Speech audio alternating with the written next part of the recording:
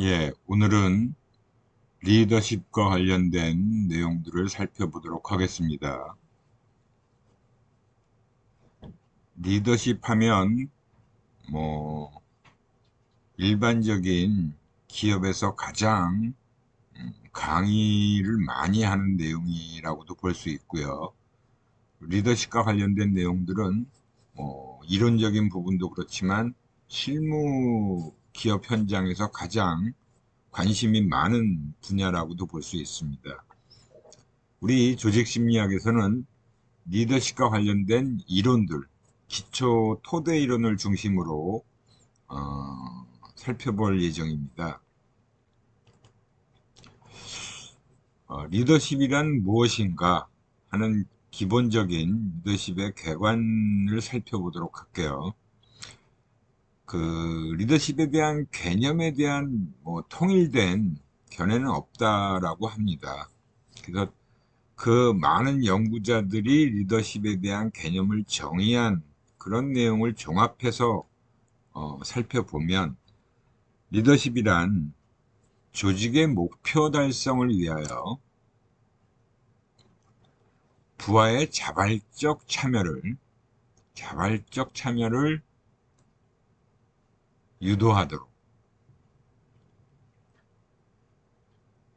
부하의 자발적 참여를 유도하도록 영향력을 행사하는 상사와 부하가 상호작용하는 과정이다라고 이렇게 정의를 내리고 있어요. 그 여러 연구자들의 정의들을 좀 살펴보면 프레시맨이라는 학자는 어떤 목표나 목표들의 달성을 향하도록 의사결정 과정을 통해 개인 간 영향력을 행사하려는 이 영향력이라는 부분이 많이 눈에 띄죠. 그런 영향력을 행사하려는 시도다라고 볼 수 있고요. 그다음에 스토그딜이라는 학자는 목표 설정과 목표 달성을 지향하도록 집단 행위에 영향력을 행사하는 과정이다. 역시 여기서도 영향력을 행사하는 과정이다라는 얘기가 나옵니다. 영향력을 행사하는 과정이다. 그 다음 로빈슨이라는 학자는 The ability to influence a group toward the achievement of goals. 그 목표를 달성하는 것을 향해 가는 집단에 영향을 미치는 능력이다 라고 얘기를 하고 있습니다. 여기서 또 인플루언스, 영향을 미치는. 그 다음에 자고라는 학자는 리더십은 강제성을 띠지 않는 영향력 행사 과정으로서 집단 목표의 달성을 위해서 조직화된 집단의 구성원들에게 방향을 제시하고 그들의 활동을 조정하는 것이다 라고 정의를 내리고 있습니다. 그 다음에 피터 앤 오스틴이라는 학자는 비전이요 우렁찬 응원가요 열정이다. 아주 심플하게 정의를 내리고 있죠. 비전이요 우렁찬 응원가요 열정이다 라고 정의를 내리고 있습니다.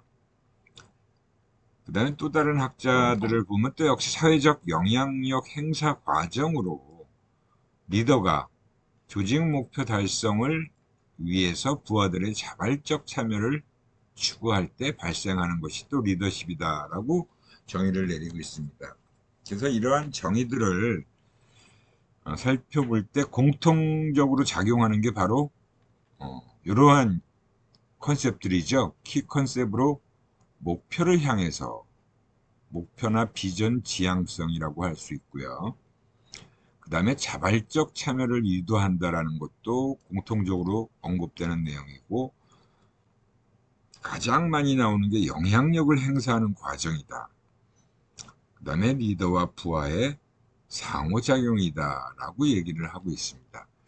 이렇게 기본적인 키 컨셉으로 네 가지 정도의 요소가 이러한 정의들을 통해서 도출됐다라고 볼 수 있습니다. 흔히 리더라는 말과 관리자라는 말을 혼용해서 쓰기는 하는데 특히 이제 최근 현대 이 조직에서는 리더라는 말을 더 많이 쓰죠. 그래서 예전에 이제 전반적으로 많이 조직에서 쓰여왔던 관리자라는 것과 리더의 특성을 이제 비교해서 설명해 놓은 부분이다라고 볼 수 있습니다. 리더의 특성에서 책임 수행이다라는 부분이 있고요. 그다음에 관리자의 특성에서 리더의 특성엔 혁신을 주도하는 것이다라고 얘기를 하고 있습니다. 그러니까 그냥 맡은 바 책임을 수행하는 건 관리자고 혁신을 주도해 나가는 건 리더다라고 얘기를 하고 있고요. 관리자들은 모방을 하는 대신에 리더는 창조적인 작업을 하고 관리자가 유지를 한다면 리더는 개발을 해 나간다. 그리고 관리자들은 시스템과 구조에 초점을 맞추고 리더는 인간에 초점을 맞춘다. 관리자가 통제 위주인 반면에 리더는 신뢰에 기초를 하고 있다. 그 다음에 이제 관리자가 단기적인 관점이라면 리더는 좀 장기적인 관점으로 팀을 이끌어 나간다라고 볼 수 있고요. 관리자는 언제 어떻게 관심을 두고 있고 리더는 무엇을 왜 라는 것에 관심을 두고 있다. 관리자는 수직적 관점이고 리더는 수평적 관점이고 현 상태를 수용하는 반면에 현 상태에 도전하는 게 리더다라고 보고 있고요. 관리자는 전통적인 충복을 의미한다라고 하면 리더는 독자적인 인간이다.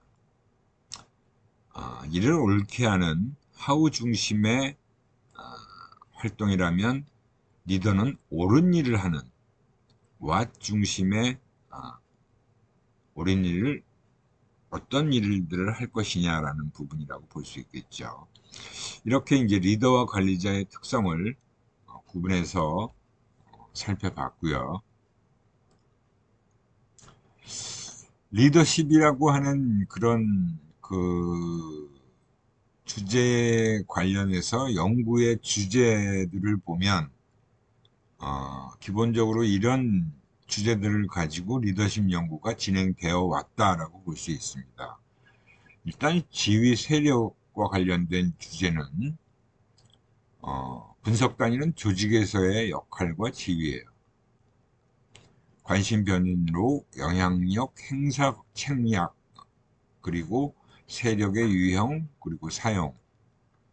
연구 문제는 조직은 어떤 상황에서 강한 영향력을 사용하려고 하는가 하는 부분입니다. 이러한 연구가 진행되어 왔었고 또 리더 자체에 대한 연구도 많이 이루어졌죠. 그래서 특히 이제 개별 리더들을 가지고 연구를 한 거예요.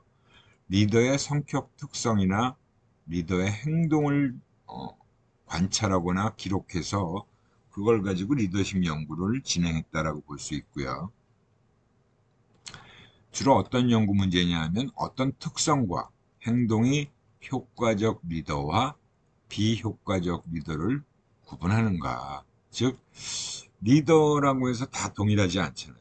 그러니까 효과적인 리더와 비효과적인 리더를 비교 분석하는, 특히 성격 특성이나 리더의 행동에서 어떤 차이점이 있는지를 가지고 연구를 했다라고 볼 수 있습니다.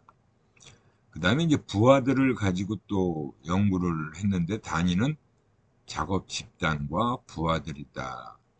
그리고 관심 변일은 집단의 크기가 어느 정도 되느냐, 그리고 부하들이 어떤 경험을 하느냐와 관련된 연구를 진행했고, 연구 문제로 어떤 유형의 부하들이 보다 철저한 감독을 원하는가. 그러니까 부하들이 어떤 유형의 부하들이 리더십에 어떤 리더십을 원하는지 그런 부분을 가지고 연구를 진행한 것이고요. 그 다음에 영향력 행사 과정. 특히 이제 상사와 부하 간의 관계가 분석 단위가 되겠고, 관심 변이는 영향에 대한 수용성. 리더가 영향력을 행사할 때 부하들은 그 리더의 영향력에 대해서 얼마나 수용을 하고 있는지, 그리고 영향력 행사의 성질, 이러한 관심 변인을 가지고 이러한 연구 문제를 가지고 연구를 한 거예요. 어떤 상황에서 리더가 부하들에게 영향력을 발휘하기가 가장 수월한가? 그 리더의 영향력 발휘의 상황을 가지고 어떤 상황에서 가장 리더십 발휘가 쉬운지를 가지고 연구를 한 거죠. 그 다음에 이제 리더십 행사와 관련된 상황, 리더십이 발생하는 환경 또는 맥락이 연구의 분석단이고, 리더 행동에 대한 상황 효과와 또 호의적인 상황의 요인들, 이런 것들이 관심 변인이었고, 연구 문제로는 서로 다른 상황이 행동을 어떻게 변화시키는지, 그러니까 여러 가지 다양한 상황 속에서 행동들이 변화되는 양상이 좀 다르게 나타나고 있는 거죠. 리더 출현과 효과성과 관련된 연구 주제를 가지고 개인 또는 집단이 분석 단위가 되고요.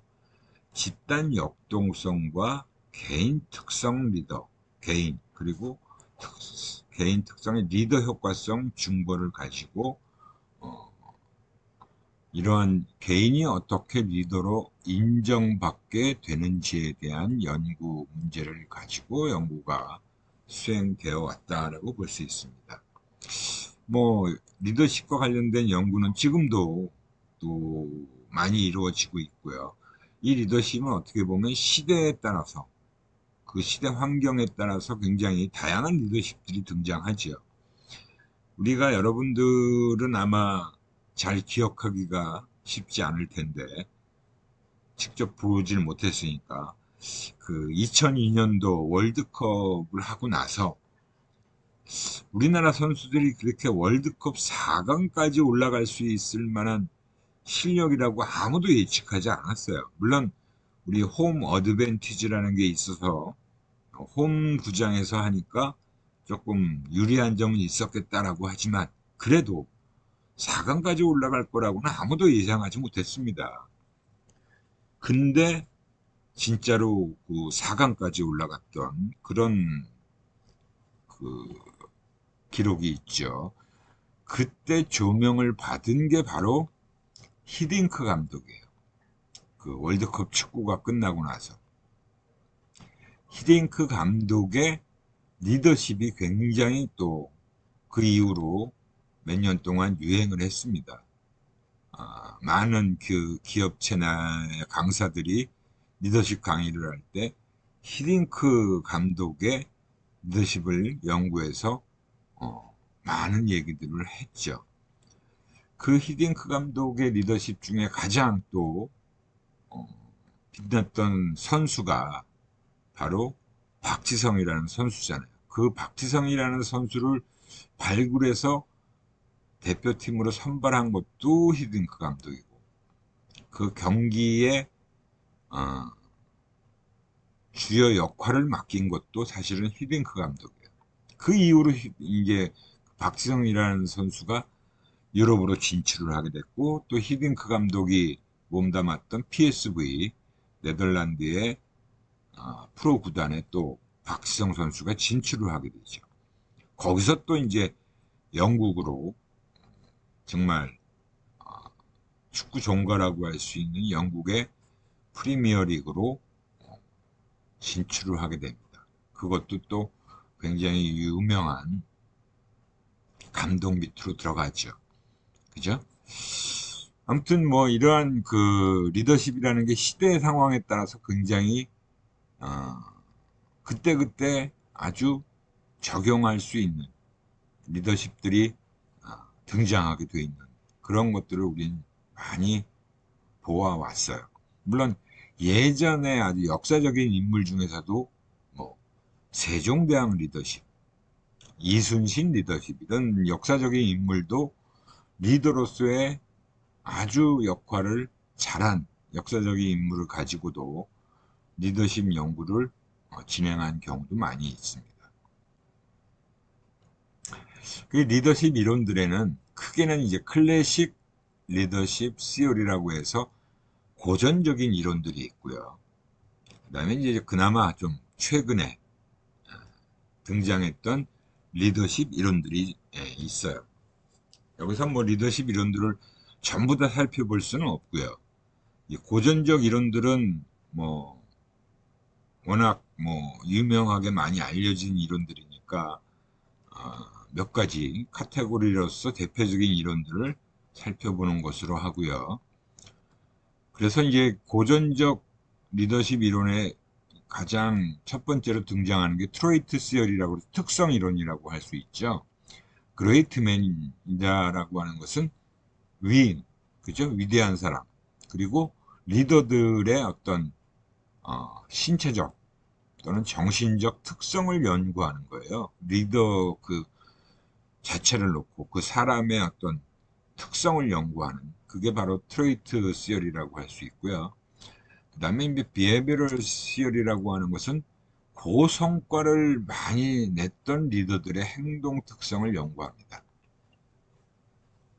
이것도 어떻게 보면 이제 기업 입장에서는 실질적으로 아주 성과를 많이 냈던 그런 리더들의 행동을 특성을 연구하는 거죠. 우리가 지난번에 잭 웰치 회장의 동영상을 한번 시청했었잖아요. 뭐 거의 그 제너럴 일렉트릭이라는 그 기업을 한 20여 년 동안 CEO로서 회장으로서 이끌어서 엄청난 정말 아주 막대한 그 수익을 창출했고 회사의 규모도 수십 배를 키운 그런 리더였던 거죠.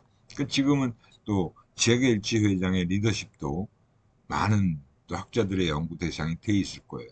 그래서 그 고성과를 내는 리더들의 행동을 특성을 연구하는 그런 이론들이라고 해서 오하이오 스테이트 스타디즈, 그 다음에 매니저리얼 그리드, 경영 격자 이론이라고도 하고 PM 이론. 그래서 베스트 리더들의 특징을 도출하는 시도를 한 것이다라고 볼 수 있습니다. 그 다음에 이제 고전적 이론의 세 번째 카테고리가 바로 컨틴전시 시어리라고 해요. 컨틴전시는 뭐냐면 상황 적합. 상황 적합 이론이라고도 얘기를 합니다. 그래서 상황과 어떤 상황에서 어떤 리더십의 유형이 잘 맞는지를 연구한 거예요. 그래서 리더십이라는 게 무조건적으로 뭐 어떤 리더십이 좋다가 아니라 어떤 경영 상황에서는 어떤 리더십이 정말 효과를 발휘하더라 하는 것들을 연구한 거죠. 피들러의 컨틴전시 모델이라는 게 있고, 허쉬 앤 블렌차드의 시츄에이션 시어리라는 게 있고요. 그 다음에 하우스의 패스콜 시어리라는 게 있습니다. 이것도 이제 대표적으로 컨틴전시 시어리에 해당되는 그런 이론들이라고 볼 수 있고, 상황에 따른 바람직한 리더십의 스타일을 규명하는 시도를 한 것이다. 이런 것들이 이제 고전적 이론에서 살펴볼 이론들이고, 뭐 최근의 이론이라고 하면 이제 유니버셜 퍼스펙티브다. 이거는 범용이다 이거죠. 범용. 그러니까 굉장히 그 유니버셜한 관점에서 최근에 나타난 등장한 이론들을 얘기합니다. 그 중에 이제 대표적으로 슈퍼 리더십, 트랜스포메이셔널 리더십, 변형적 리더십이다. 레벨 5 리더십, 다이아몬드 리더십, 이슈 리더십이라는 것이 이제 뭐 대표적인 이론들이고, 역시 여기도 이제 컨틴전시 퍼스펙티브. 그러니까 이건 유니버설이라는 건 모든 다양한 상황들을 다 통틀었을 때 효과를 발휘하는 그런 관점에서의 리더십이고, 컨틴전시는 마찬가지로 상황적인 관점이라고 볼 수 있고, 스트레이티직 리더십 그리고 컬처 앤 리더십이라고 하는 두 가지 이론 정도를 살펴보도록 하겠습니다. 이렇게 다양한 이제 리더십 이론들이 있고, 또 최근에 많은 우리가 서점에 가보면 그 리더십과 관련된 책들이 많이 나와 있어요. 우선 이제 특성 이론이다. 특성적 접근의 특징을 보면 위인, great man에 대한 연구를 바탕으로 훌륭한 리더가 될 수 있는 잠재적 그리고 현재적 특질을 규명하는 거다. 그 인물에 초점을 맞추는 거죠. 그 리더의 인물에 초점을 맞춰서 그 리더들은 어떤 특성을 갖고 있는지를 집중적으로 살펴본 거다라고 볼 수 있습니다. 일반적 특성을 보면 높은 에너지 수준, 그 다음에 스트레스를 잘 견뎌내는 인내, 이런 것들이 좀 뛰어나고요. 그를 통해서 리더의 업무 수행 역량이 결정된다라고 본 거예요. 그리고 정서적으로 성숙되어 있고 일단 기본적으로 성실성을 갖춰야 된다. 이거는 뭐 우리가 뭐 조직 구성원이라면 모든 이에게 다 갖춰져야 될 아주 필수적이고 기본적인 요인이 성실성이라는 것은 우리가 잘 알고 있잖아요. 리더도 마찬가지예요. 리더도 성실한 사람이 일단 리더가 되어야 되고요. 그리고 정서적으로 성숙되어 있어야 된다.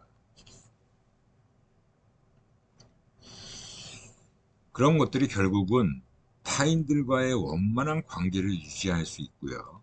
그 다음에 리더에 대한 신뢰를 형성하는데 밑바탕이 된다라고 볼 수 있습니다. 그 다음에 일단 또 자신감이라는 것도 있어야겠죠. 문제를 해결하기 위한 자신감, 또 변화를 추구해가는 데 있어서도 역시 자신감이 매우 중요한 요인이다라고 볼 수 있습니다. 이런 것들이 이제 일반적인 특성이고, 성격적 특성을 보면 뭐 위의 내용하고 다 연결되어 있겠죠. 세 가지의 특성이 있어요. 세력 욕구, 성취 욕구, 친화 욕구. 세력 욕구라는 건 이제 타인들이나 사건들에 대한 영향력 행사, 그리고 지위에 대한 욕구가 높다. 일단 자기가 뭔가 성취를 하려고 어떤 지위에 올라가려고 하는 노력을 열심히 보여주고 있는 그런 욕구겠죠. 성취 욕구라는 건 역시 도전적인 목표를 달성하고 위험에 대한 선호, 그냥 안전하고 뭐 평이한 그런 상황보다는 뭔가 위험 상황에서 더 발휘가 될 수 있는 거죠. 직업적 성공에 대한 욕구가 높은 경우. 친화 욕구라는 것도 역시 정서적인 성숙과 관련되어 있겠죠. 사회적 활동을 선호하고요. 타인과의 우호적 관계를 유지하는 욕구가 높다. 그러니까 리더는 역시 자기 혼자 잘나서 리더가 되는 건 아니에요. 그러니까 리더는 때로는 적도 둘 수 있고요. 하지만 대다수의 많은 사람들과 좋은 관계를 유지해야만 리더가 될 수 있는 거예요. 그러니까 사람들과 어울리는 것도 마다하지 않아야 되고, 적도 만나야 되고요. 적이 없을 수는 없잖아요. 모든 우리가 조직에서는 적이 항상 있게 마련입니다. 뭐 예전에도 우리 역사적 인물을 봐도 그런 사례들은 얼마든지 많이 볼 수 있잖아요. 항상 뛰어난 리더 주변에는 또 그 리더를 시샘하고 리더를 방해하려고 하는 그런 적들이 항상 존재하기 마련이다라고 볼 수 있습니다. 그 다음에 이제 기술적인 특성도 갖추고 있어야 되는데요. 우선 리더가 전문적인 기술을 갖고 있어야겠죠. 모든 기본적인 뭐 장비들, 그 다음에 시장에 대한, 고객에 대한, 경쟁자에 대한 관련된 업무 수행, 그리고 관련된 지식이 많이 있어야 되는 거예요. 그러니까 그만큼 조직에 들어와서 다양한 경험을 해야겠죠. 어느 한 분야에서만 그냥 계속 있어서는 이런 다양한 분야에 대한 지식을 쌓기가 쉽지 않잖아요. 경험을 쌓기가 쉽지 않고. 그래서 이런 전문적인 지식, 기술을 갖추고 있어야 되고요. 그 다음에 이제 개념적인 지식, 기술도 갖고 있어야 된다. 복잡한 사건들을 분석하고 또 추세를 잘 감지해야 되고요. 변화에 대한 인식도 뛰어나야 되고 문제 발견 능력도 높아야 된다. 또 남들보다 좀 이런 부분에서 앞선 능력을 보여줘야겠죠. 뭐 역시 마찬가지로 대인간 기술, 대인 및 집단 과정을 이해해야 되고요. 또 타인들과 항상 협조적인 관계를 잘 유지해야 되고 남을 설득할 수 있는 능력이 높아야 돼요. 올라가면 올라갈수록 설득해야 되는 사람들이 그리고 설득해야 되는 능력이 굉장히 중요하죠. 그죠? 그래서 일단 임원이 되면 그 위에 CEO뿐만이 아니라 이사회 관련돼서 그런 사람들을 설득시켜야 돼요. 그리고 대표이사가 되면 주주총회 같은 데 가서 주주들도 설득을 해야 돼요. 아, 우리가 이런 사업을 새롭게 추진하려고 하는데 좀 믿고 맡겨주십시오. 그래야만 또 내가 그 회사가 추구하는 그런 목표들을 달성하는데 조력자들이 생기겠죠. 이런 또 기술 특성도 중요한 요소라고 볼 수 있고요. 그래서 이런 특성적인 접근을 통해서 그 어떤 우수하고 탁월한 리더들에 대한 여러 가지 그 리더와 관련된 여러 가지 요소들을 하나하나 파헤치는 그게 바로 이제 특성적 접근이다라고 볼 수 있고 트레이트 이론이다라고 얘기를 하는 겁니다. 이 이론에 대한 이제 평가를 보면 초기 리더십 이론들의 주축을 이루었다라고 볼 수 있고 그다음에 최근 리더십 역량 접근에서 또 다시 활용되고 있다라고 볼 수 있고요. 상황에 따라 리더 특성들의 필요성 및 효과성이 다를 수 있다라는 부분에 대해서는 사실은 조금 부족한 부분이 있겠죠. 그러니까 상황을 고려하지 않은 부분이 조금 문제가 될 수 있고요. 리더의 특성이 실제 행동으로 옮겨지지 않을 수도 있다. 이런 부분이 있는데 물론 또 행동을 통해서 검증된 부분도 같이 분석을 하기도 하죠. 아무튼 특성적인 접근은 바로 이러한 내용으로 이루어져 있다라고 보시면 됩니다.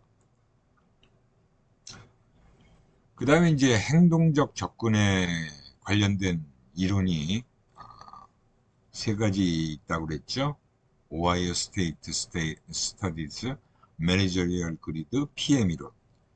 탁월한 성과를 낸 리더의 행동 특성을 과업 관련 행동과 사람에 관련된 행동으로 구분해서 가장 유능한 리더의 행동을 도출해낸다 하는 게 바로 행동적 접근입니다. 그래서 오하이오 스테이트 스터디즈는 그 배려 행동과 구조를 주도하는 측면을 가지고 그 두 가지를 이제 매트릭스로 해서 배려심이 높고 구조 주도가 높은 경우 그 경우가 가장 행동적인 부분이 뛰어난 그런 리더라고 할 수 있다는 거죠. 그때가 이제 고성과를 나타낸 리더의 행동 특성이다라고 보는 겁니다. 그 과업과 관련해서는 구조를 주도적으로 하는 것이 높고 사람에 대한 관점에서는 배려심이 높은 이런 경우에 성과를 많이 내더라는 거죠. 그 다음에 이제 매니저리얼 그리드를 보면 인간에 대한 관심과 그 관심도를 1에서 9점으로 놓고요. 생산에 대한 관심을 또 1에서 9점으로 놓았을 때 한 5가지 팀 유형으로 이제 그 리더십 유형으로 구분을 한 거예요. 컨트리 클럽형, 중간형, 무관심형, 과업형, 팀형. 근데 역시 팀형의 리더십 유형이 성과를 가장 높이 내더라라는 결과를 발견해낸 거죠. 그 다음에 이제 PM 이론이다라고 하면 유지지향, 그건 메인터넌스라고 하죠. 성과지향, 퍼포먼스 지향이니까 PA죠. 그래서 PM입니다. 그래서 보니까 유지지향성과 성과지향성이 모두 높은 경우에 가장 성과를 높이 내더라 라는 결과를 보여줬다라고 볼 수 있습니다. 그렇게 뭐 이런 세 가지 유형의 이론들이 서로 다른 관점에서 이렇게 좀 보긴 했지만 그래도 공통적으로는 과업과 사람에 관련된 행동을 가지고 분석을 한 거예요.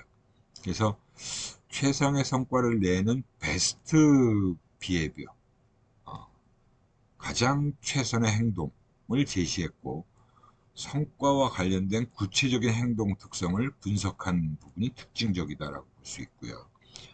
그 다음에 이제 과업 지향성과 관계 지향성으로 구분해서 분석을 해서 역시 여기서 상황적 요인을 고려하지 않았다는 것이 좀 문제가 된다라고 평가를 받았습니다.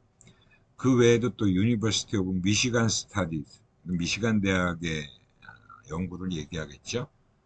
과업 지향과 관계 지향, 이 두 가지를 가지고 분석을 했던 거고요. 리더 부하 간 관계 중심의 LMX라고 해서 리더 멤버 익스체인지 이론 등이 있다라고 할 수 있습니다. 그리고 뭐 이거는 아마 일본의 대학 같은데요. 일본의 대학 교수가 주장한 집단의 기능을 P라고 보고 퍼포먼스라고 보고 그 다음에 M 역시 메인터넌스 집단 유지 기능으로 구분해서 우리가 PM에서 보는 것하고 비슷하지요. 강약에 따라서 리더십을 네 가지로 구분한 연구들도 있더라 하는 겁니다. 그래서 뭐 하여튼 이런 식으로 기본적인 틀은 다 과업 관련 행동, 사람에 관련 행동을 가지고 분석했다라고 볼 수 있습니다. 그 행동적 접근에 관리 행동으로 나타나는 여러 가지 이제 조직에서의 다양한 관리 행동이 있죠. 그리고 내적 맥락이라는 것과 외적 맥락이라는 것 두 가지를 구분을 해서 보면 인맥 형성은 내적 맥락은 부하들과 좋은 관계를 갖는 것이고요. 그 다음에 외적 맥락은 팀 내뿐만이 아니라 외부, 동료뿐만이 아니라 상사, 외부인과 좋은 관계를 갖는 것이에요. 그러니까 조금 더 이제 폭을 넓혀서 본다는 거죠. 지원은 또 부하들과 좋은 관계를 갖고 부하들이 스트레스를 견디는 것이고요. 역시 마찬가지로 집단 응집력을 유지하고 부하들 간의 협력을 하는 부분이 나타나야 돼. 팀 갈등 관리 및 팀 빌딩이라고 보죠. 동기부여들은 역시 또 부하들의 노력이라는 부분이 해당되고 인정 및 보상, 부하들이 노력한 부분과 역할 명료성, 부하들과 좋은 관계를 맺는 것이 바로 인정 및 보상입니다. 계획 및 조직화, 부서 효율성, 문제 해결은 운영의 안정성, 부서 효율성 및 조화, 자문 및 권한 위임은 의사결정의 질, 부하들의 노력, 그 다음에 감시는 문제 발견과 수행평가. 감시라고 해서 안 좋은 의미의 감시가 아니라 모니터링 한다라고 보시면 되고요. 정보 제공은 의사결정의 질과 부서 효율성 및 조화. 명료화라는 건 바로 역할 명료성, 부서 효율성 및 조화에 해당된다. 내적 맥락이라는 건 바로 내부의 팀원들과의 관계에서의 문제를 내적 맥락으로 본 거죠. 그 다음에 이제 리더십 이론들 중에 세력 및 영향력을 가지고 접근하는 그런 이론적 접근을 보면 일단 여기서 세력이라는 게 뭔지 명확하게 개념을 좀 우리가 이해할 필요가 있습니다. 파워, 세력이다라고 하는 것은 주위 사람의 태도, 행동에 대해서 개인이 요구하는 방향으로 방향으로 영향을 줄 수 있는 잠재력의 출처다. 그러니까 이 세력은 어떤 무기를 가지고 세력을 행사하는 거잖아요. 아무것도 없는 사람이 세력을 행사한다는 게 쉽지 않아요. 그죠? 그러니까 어떤 무기를 가지고 세력을, 파워를 행사하는 겁니다. 그래서 이 파워의 유형을 보면 세력의 유형이라고 할 수 있는 것들이 쭉 있죠. 보상부터 관계까지 다양한 세력이 있습니다. 그래서 일단 보상 세력, 리워드 세력이라는 것은 정적인 인센티브를 제공할 수 있는 그런 역량을 갖추고 있어야 돼요. 바람직한 행동을 하면 내가 보상을 줄 수 있어. 그 보상이 이제 큰 힘이 되는 거죠. 반대로 강압 세력이라는 것도 갖추고 있을 수 있어요. 바람직하지 않은 행동에 대해서 처벌할 수 있는 역량. 그것도 역시 무기로 사용할 수 있겠죠.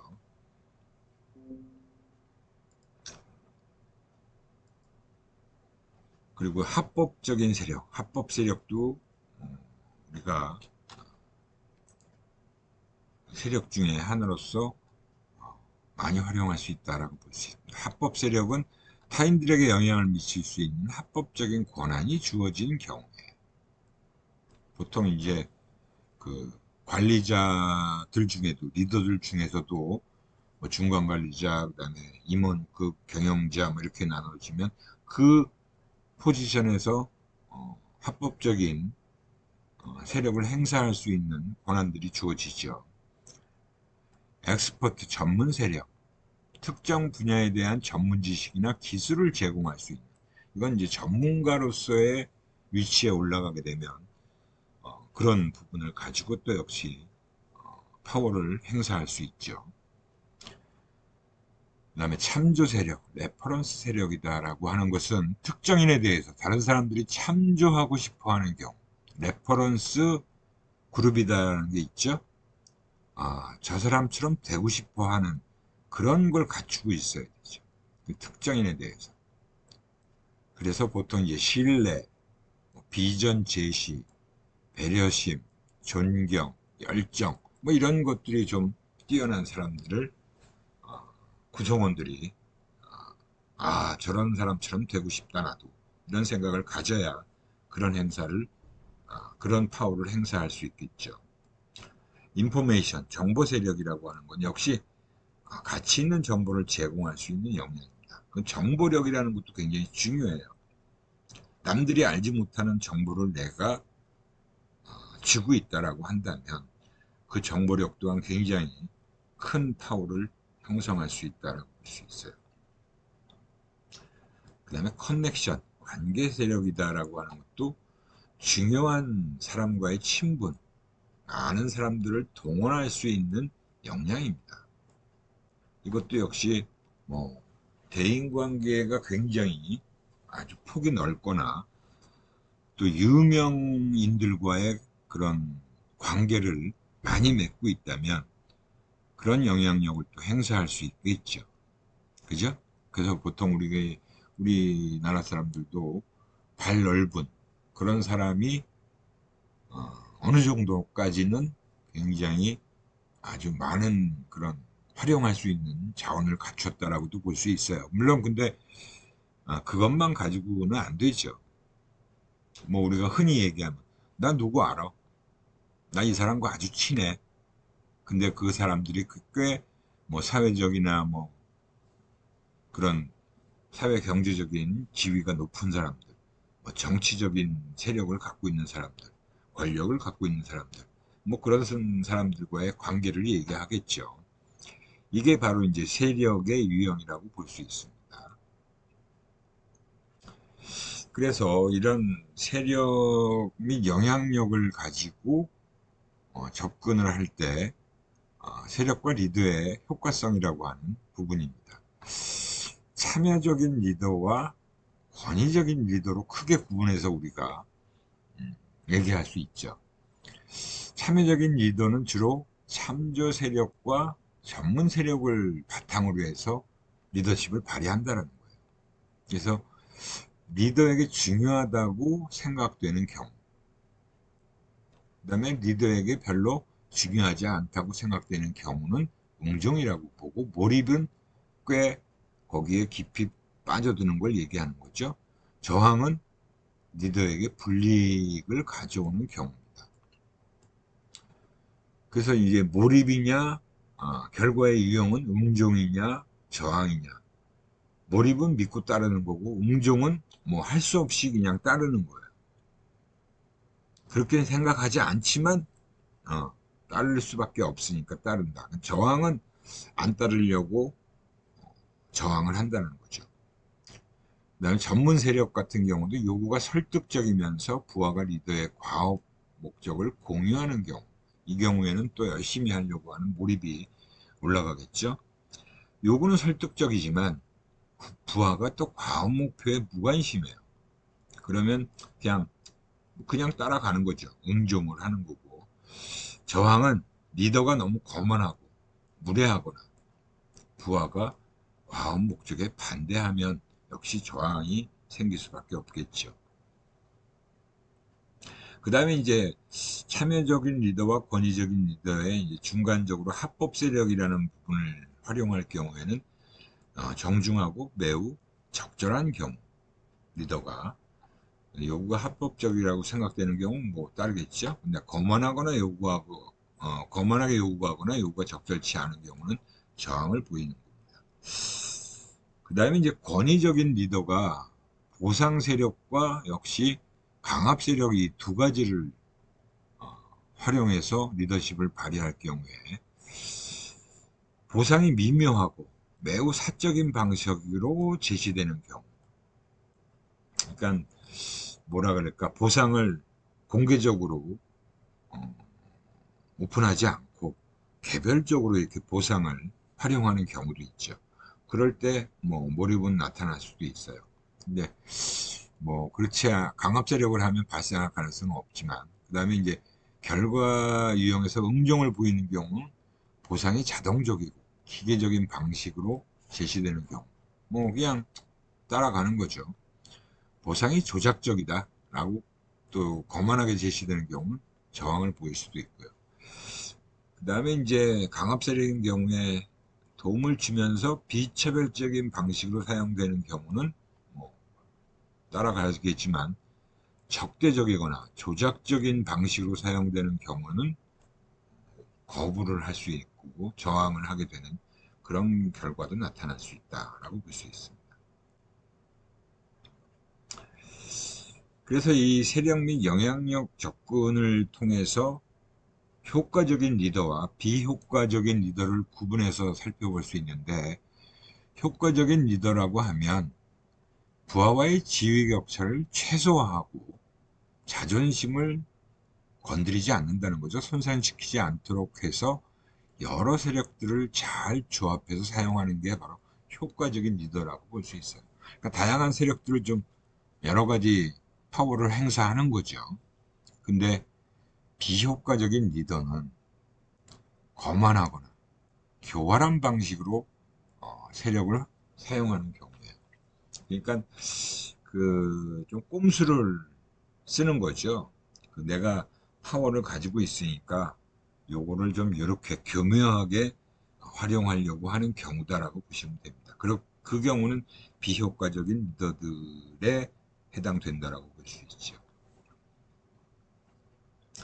뭐 세력의 효과적인 사용 측면을 보면 이제 강압 세력과 참조 전문 세력을 가지고 얘기하면, 조직의 임무를 저해하거나 리더의 합법적 권위를 위협하는 그런 사람들의 행동에 영향을 미치기 위해서는 강압 세력을 좀 강력하게 세력을 활용할 수도 있고요. 비일상적 요구를 수용하게 하거나 많은 노력과 끈기가 필요한 과업에 몰입하도록 하려면 참조나 전문 세력을 활용하는 것이 효과적이다라고 얘기를 할 수 있습니다. 그러니까 비일상적인 요구라는 건 맨날 발생하는 상황은 아니라는 거죠. 그런 어떤 요구를 수용하게 하려고 하거나 많은 노력과 끈기가 필요한 거는 굉장히 복잡하고 어려운 과업에 투입해서 같이 함께 하자라는 그런 요구를 할 경우는 참조 세력이나 전문 세력을 활용하는 것이 좋다라고 볼 수 있습니다. 이렇게 해서 우리가 그 리더십의 고전적 이론들과 관련된 내용들을 살펴봤고요. 오늘은 시간이 거의 다 돼서 리더 부하 교환 이론은 다음 시간에 또 비대면 수업으로 또 여러분들을 뵙도록 하겠습니다. 예, 수고들 많이 하셨고요. 질문사항은 질문 코너에 올려주시거나 대면 수업할 때 질문을 해주시기 바랍니다. 예, 수고들 하셨어요.